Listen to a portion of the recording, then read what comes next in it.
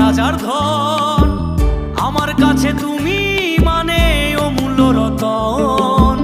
তোমার কাছে হয়তো বন্ধু আমি কিছু না, তাই তো তোমার স্বপ্নে বন্ধু আমি আসি না।